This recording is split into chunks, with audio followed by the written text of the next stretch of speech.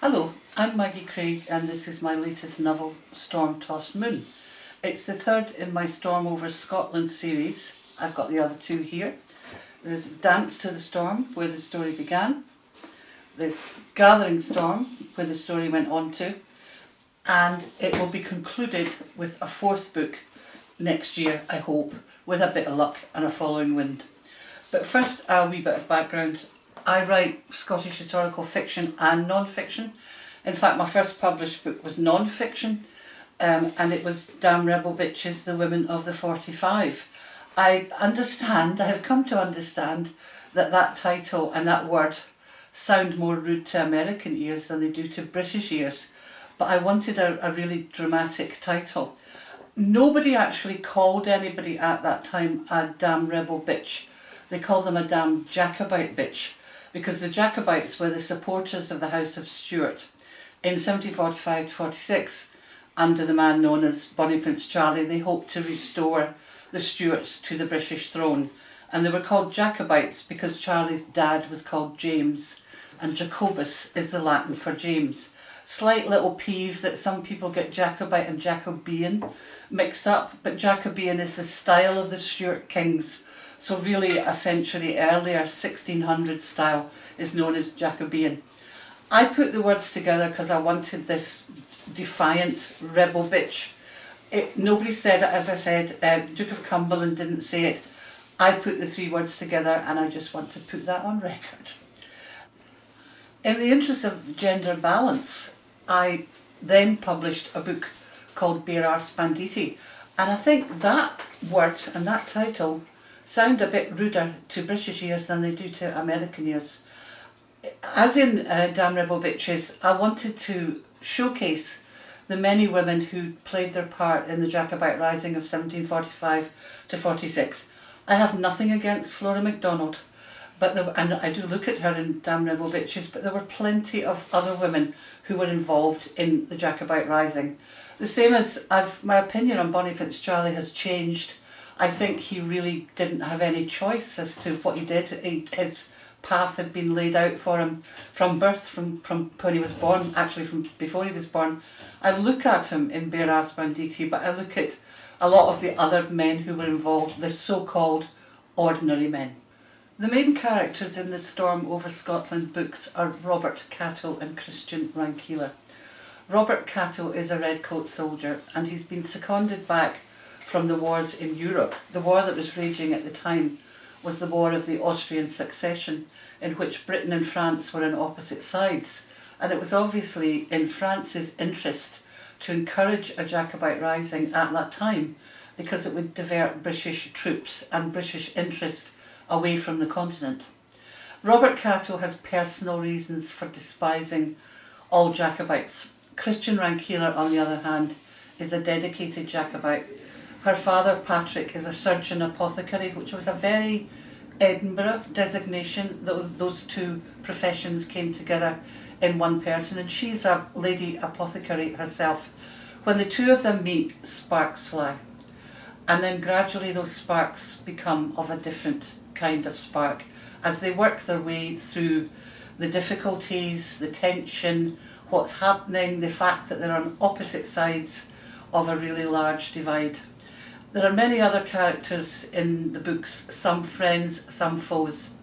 There are 3 children who are involved, and for whose sake Robert and Christian work as allies to try and help them and give them a better future than they've had before. I'm going to do a short reading.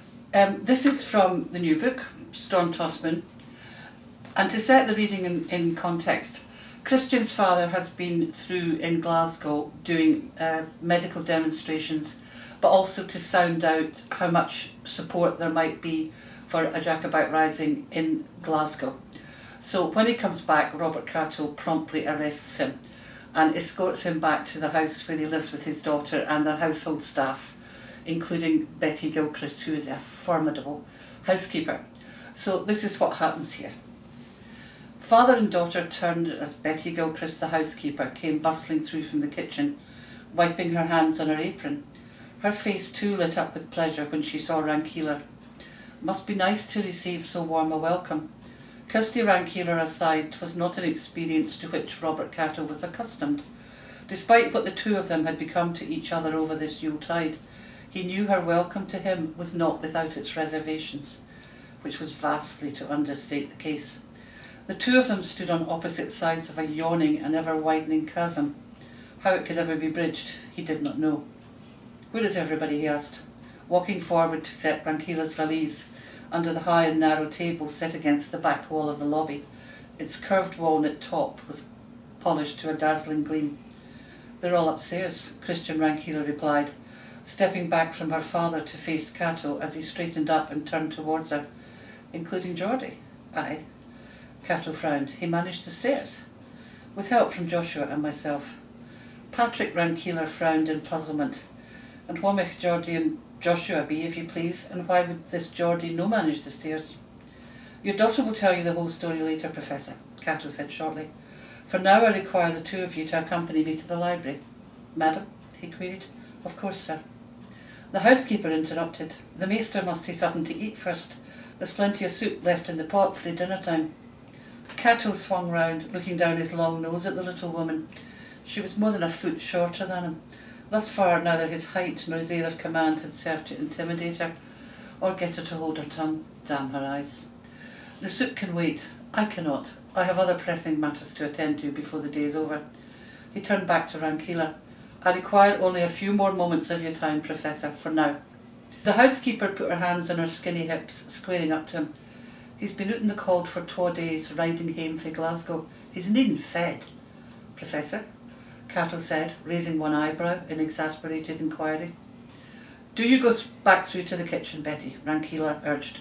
"I took my meridian at an inn in Corstorphine no more than 3 hours since. I'll no starve in the meantime."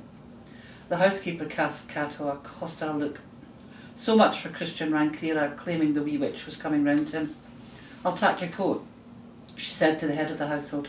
"Then at least you'll be a wee bitty mair comfortable. You should tak your riding boots aft too." "Later," Patrick Rankeeler said, unfastening his riding coat and allowing her to slide it off his shoulders.